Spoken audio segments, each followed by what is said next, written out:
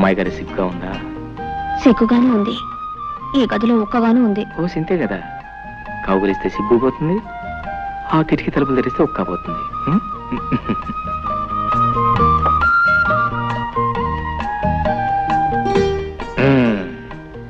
కిటికీ తలుపులు తెరిచాను, గాలి వస్తుంది, నీ ఒక్కపోతుంది.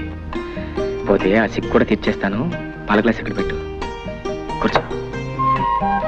ఒక ఫ్యాన్ కొనుక్కోవచ్చు కదా. ఫ్యానా? దాన్నేం భాగ్యం. ఎన్నాళ్ళు ఒంటరివాణి కదా, దాని అవసరం లేకపోయింది.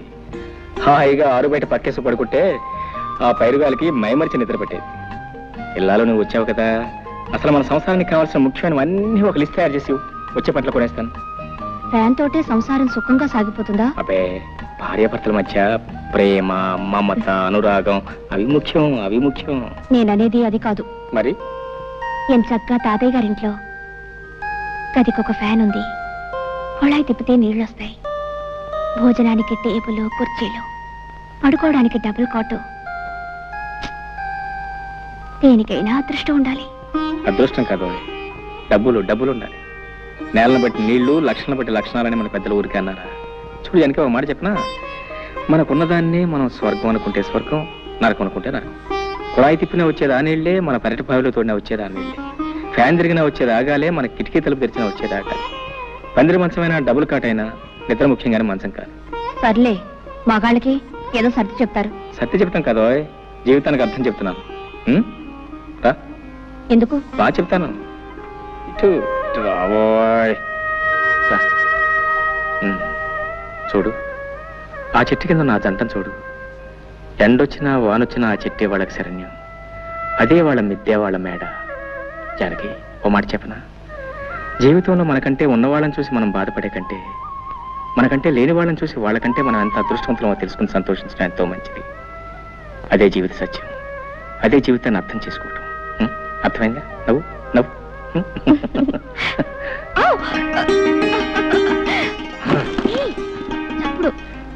తప్పుడు నువ్వు పట్టించుకోకూడదు. ఇది మాకు బాగా అచ్చొచ్చిన పట్టి మంచం. మా వసువంతా దీని మీద పుట్టిందట. సిగ్గా? సిగ్గుపడితే పనులలో జరుగుతాయి. పిచ్చిదనో పిచ్చిదనో.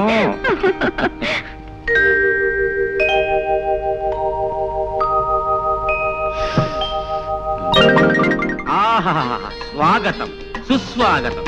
రా. నాకసలు పెళ్ళే అవదని, పిల్లనివ్వని ఈ ఊళ్ళో చాలా మంది కారు కోతలు, రైలు కోతలు కూడా కూర్చారు. అందుకే నేను సీక్రెట్ గా పెళ్లి చేసుకున్నా. ఏ అమ్మాయితో నా చెయ్యి పట్టుకుంటే 500, కాలు పట్టుకుంటే 600 జరిమానాలు వేసి నావి 10 ఎకరాలు తినేశారు.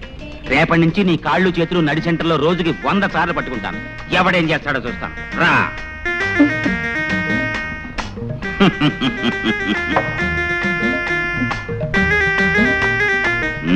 సిగ్గుపడుతున్నావా? బాగా సిగ్గుపడు. ఈ లీలాకృష్ణకి ఆడవాళ్ళని లాలించడం డాల్డాతో పెట్టిన విద్య. శ్రద్ధగా విను. ముందు నిన్ను కౌగలించుకుంటాను. గుబ్బులు గుబ్బులుగా ఉంటుంది, ఏం భయపడకు. ఆ తర్వాత నిన్ను ముద్దు పెట్టుకుంటాను. మత్తు మత్తుగా, గిలి గిలిగా, గుండె దడదడగా ఉంటుంది. కాళ్ళు చేతులు వణుకుతాయి, అయినా భయపడకు. ఆ తర్వాత చెప్పడం కుదరదులే. రెడీ? కౌగలింత. ఇదేం కౌగులంత?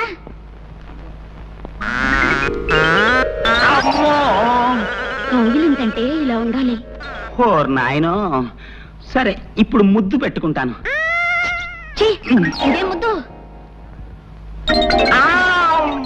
ముద్దంటే ఇలా ఉండాలి.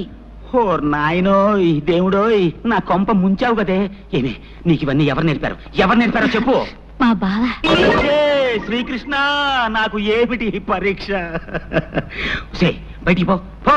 నిన్ను మీ బావని సెంటర్ చూసి పడి చేస్తాను. పో. ఏమిటండి కేకలు? బావన తర్వాత ఇట్టంటే ఆటలు ఆడుకోరా? కౌగిలించుకోవటం, ముద్దు పెట్టుకోవటం ఇవన్నీ ఆటల. పాపప్పల్లే, పాపాత్మురాల. పో. మీ మొహం. చిన్నప్పుడు బావ మరదలు ఆడుకునే బువ్వాలాటలండి. చిన్నప్పుడా? అంటే ఇంతప్పుడా? అమ్మయ్యా, బతికించావు కదే. మీ బావ ఎక్కడున్నాడు? మిలిటరీలో. తేడా వదిలిపోయింది. నీకెప్పుడు నా బొవ్వాలాట్లు ఆడుకోవాలంటే నాతోనే ఆడుకో, ఇంకెవరితోనూ ఆడుకో. పడుకో, కళ్ళు మూసి పడుకో. జ్యోతి, నా మంచి చెల్లి, బావ పొలానున్నాడు. ఈ క్యారేజ్ పట్టుకెళ్ళి బావకిచ్చిరా. మీ ఆయనకి నేనెందుకు ఇవ్వాలి? ఏ నీకు బావ కదంటి, మంచి తల్లి. తాతయ్య 2 రోజుల నుంచి కబురు చేస్తున్నాడు. నేను ఒకసారి వెళ్ళొస్తాను. నువ్వు పట్టుకెళ్ళకపోతే అల్లుడు గారు ఏమన్నా అనుకుంటారు. నువ్వే పట్టుకెళ్ళు. బావ చాలా మంచివాడమ్మా, ఏమనుకోడు. నా మంచి చెల్లి కదూ. అలాగేలే, కాకా పట్టుకుని వెళ్ళు. మీ పెద్ద కూతురు గారు వంట రుచి చూద్దాం.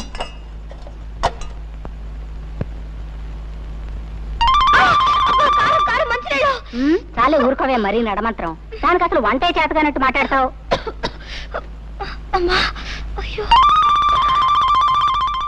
అబ్బా, ఈ వంట తింటే మీ బావు పని అయినట్టే.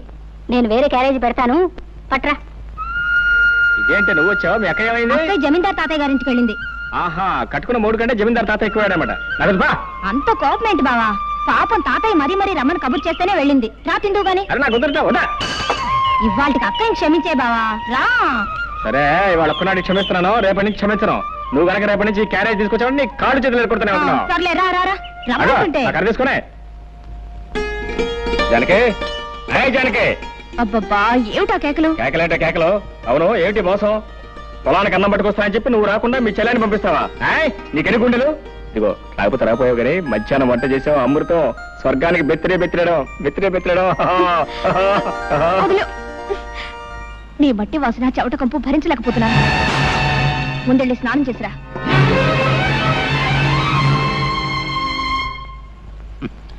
నువ్వు చెప్పినా చెప్పపోయినా నాకంతా తెలుసు మురళి. నువ్వు జానకిని ప్రేమించావు, తప్పులేదు. కానీ వాళ్ళ బాబేదో కొంపలు ముంచుకుపోయినట్టు ఆ జాతి రత్నాన్ని తీసుకెళ్ళి మోటు రత్నాన్ని కట్టబెట్టాడు. ప్రేమించిన ఆడ దొరకపోతే ఎవరికైనా బాధే. మరి అంత మాత్రాన్ని నువ్వు ఇలా మనసు పాడు చేసుకోవటం నాకు బాధగా ఉంది. జరిగింది మర్చిపోవు. మర్చిపోవటం అంత తేలిక కాదు. కష్టమే, చాలా కష్టం, నాకు తెలుసు.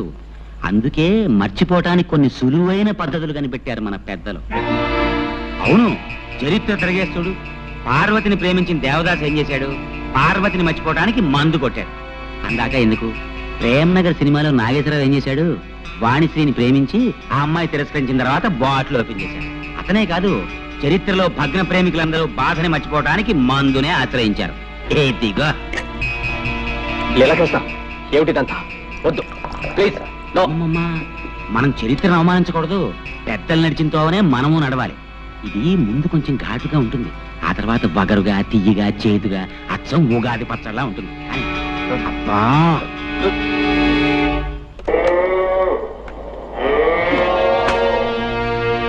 ఏమిటి? గడ్డేశాను, నీళ్లు పెట్టాను, ఇంకేమిటి నీ గోళ? ఉంటుంది, పని చెప్తాను.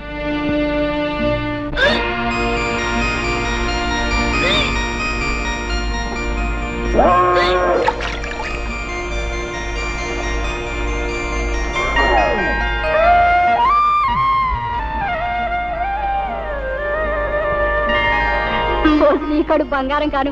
ఇంత మంచి వార్త ఎవరికి చెప్పొద్దంటావే. ఉండు జ్యోతి, నేను చెప్పేది పూర్తిగా వినమ్మా. ఏమిటే?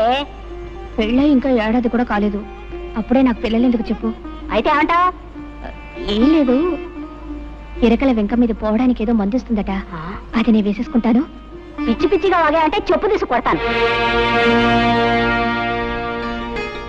బావా, నేను ఒకటి అడుగుతాను, నువ్వు కాదనకూడదు. అయ్యో రామ, భార్య కాస్త ప్రేమగా అడిగితేనే ఏమో కూడా ఏం కాదనలేడే. ఇంత గట్టిగా కౌలించి పెడితే ఏం కాదంటాడు? ఏం కౌలు చెప్పు. మరే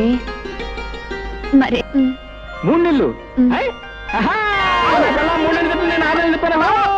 అది కాదు బావా, నేను చెప్పేది కాస్త ఆలోచించు. ఏంటో ఆయన నువ్వు చెప్పేది నేను ఆలోచించేది. నోరుమూసిపడగా నిద్ర వస్తుంది. మరీ ఇంత తొందరగా పిల్లలు ఎందుకు చెప్పు. ఇంకా చిన్న పిల్లవి. అవును, ఈ మాట చెప్తే మీ అమ్మేదో అందన్నా ఏమంది? చెప్పు తీసుకు కొడతానంది. ఏటో చెప్పు తీసుకు కొడతానంది. మీ అమ్మ కేవలం మాటల్లో ఉంది, నేను కొట్టి చూపిస్తానేమనుకున్నావు? లీలాకృష్ణ గారు, మీకు శుభవార్త. మగపిల్లాడు పుట్టాడు. సంతోషం అండి, చాలా సంతోషం. ఉండండి, మీ ఫీజు ఇస్తాను. గురువు గారు, నాకు చిన్న అనుమానం. అవకాశం ఇచ్చాను, అడుక్కో. ఏం లేదు, మీకు పెళ్ళై 9 నెలలు అవ్వలేదు కదా, అప్పుడే పిల్లాడు ఎలా పుట్టాడండి? ఓర్ నాయనోయ్, డాక్టర్ గారు, ఇది అన్యాయం, మోసం, దగ, కుట్ర. మీకు నేను ఫీజు ఇవ్వను. ఏమిటండి మీరు అనేది? పెళ్ళైన 7 నెలలకే పిల్లాడు ఎలా పుడతాడండి? అంటే నా భార్య. చాలే ఊరుకోండి, అన్యాయంగా మాట్లాడకండి. కొంతమందికి ఇలా నెలలు నిండకుండానే పిల్లలు పుడుతూ ఉంటారు. అంతేనంటారా? అంతే. ఇదిగోండి మీ ఫీజు. థ్యాంక్స్.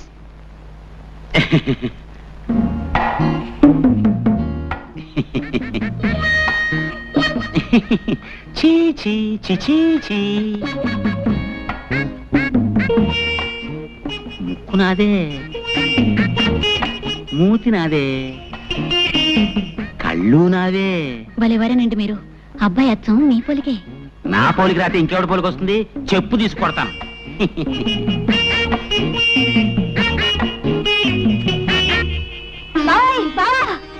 ఏంటే ఏంటే ఏంటే? అయ్యో అయ్యో ఏంటే? ఈ మహారాజు గారికి మహాలక్ష్మి పుట్టింది. నా కూతురు పుట్టిందా? హాయ్ రేయ్, ఇదిగో ఈ 100 రూపాయలు తీసుకుని మీ ఇష్టం వచ్చిన సరదాలు ఏమైనా చేసుకోండి. పోండి, పోండి, పోండి, పోండి.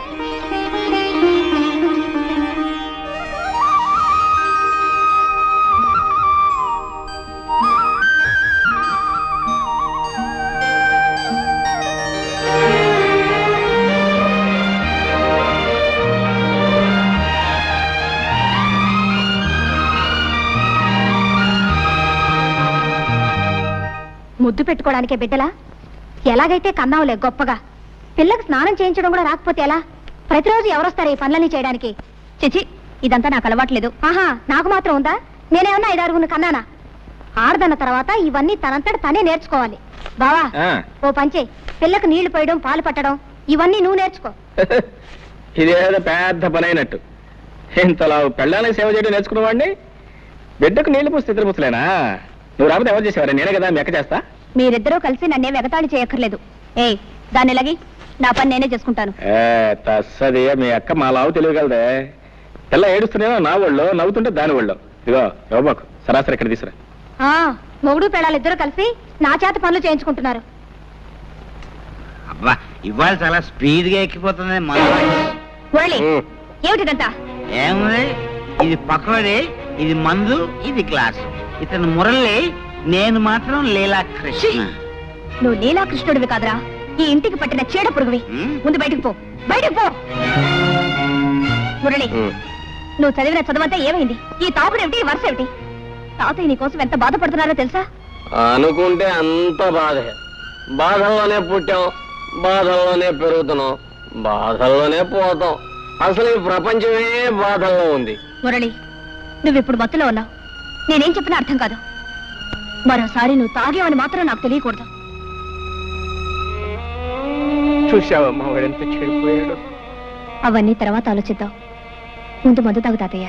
వద్దమ్మా, ఈ మందు తాగి నేను ఆరోగ్యవంతున్నై వాడి దౌర్భాగ్యం కళ్ళారా చూడాలా?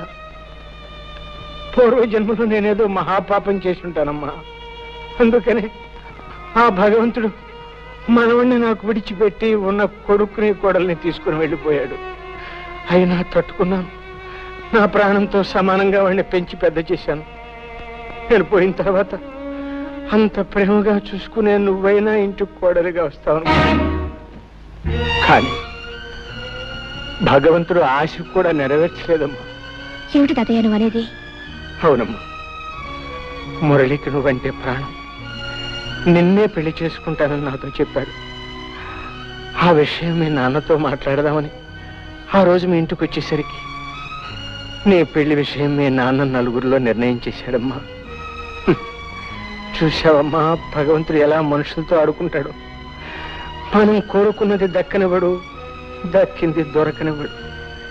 నేను ఆ రోజు 4 అడుగులు చురుగ్గా వేసి ఉంటే నువ్వే ఇంటి కోడలివై ఉండేదానివి.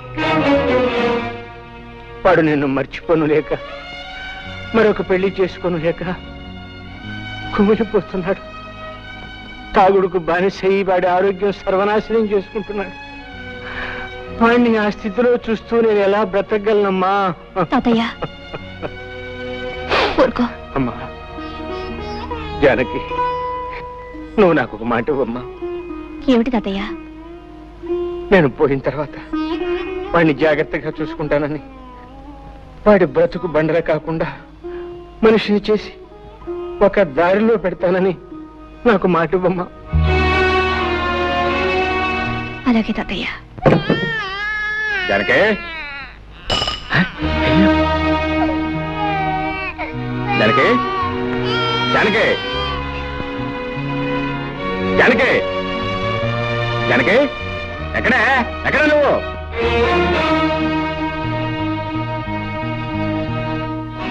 ఎక్కడికి వెళ్ళావు? తాతయ్య గారింటికి వెళ్ళాను. ఈ శనిగ్రహం అప్పుడే లేచిపోయిందా? ఎవరు శనిగ్రహం? ఎవరు శనిగ్రహం?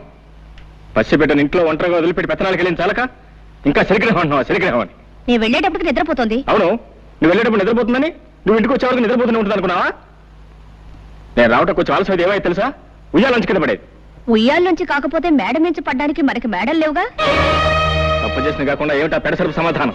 తాతయ్య కొంట్లో బాలేదు, అవన్నీ సర్దుకొని వచ్చేసరికి ఆలస్యమైంది. తాతయ్య మాట్లాడితే తాతయ్య ఒకటి దొరికాడు. ఇదిగో, నీ తాతయ్య చాలా డబ్బున్నాడు. నువ్వు వెళ్ళినా వెళ్ళకపోయినా ఆయన చూసుకోవడానికి 10 మంది నౌకర్లు ఉన్నారు. నువ్వు ఆయన గురించి ప్రత్యేకంగా ఏం తాపత్రపడాల్సిన అవసరం లేదు. ఇదిగో చెప్తున్నాను, నువ్వు మళ్ళీ ఆ ఇంట్లో అడుగు పెట్టడానికి వీల్లేదు. ఎందుకు వెళ్ళలేదు? వీల్లేదంతే. వెళ్తే ఏం చేస్తావు? పళ్ళు రాలగొడతాను.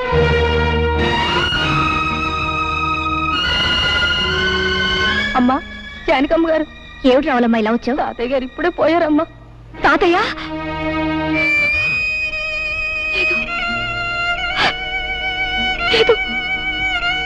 తాతయ్య గారు పోయారు? అవును బాబు. ఎప్పుడు? ఇప్పుడే. సరే నువ్వు వెళ్ళి, మేము వస్తాం. చూసొద్దాం పద. ఎందుకు? బ్రతికున్న మనిషిని చూడడానికి వెళ్తే పళ్ళు రాలగొడతానన్నావుగా, ఇప్పుడు ఆ శవాన్ని ఆఖరి చూపులు చూడడానికి వెళ్ళాలా? నీ మనసు ఇప్పుడు శాంతించిందా? నేను రాను, నువ్వు వెళ్ళు.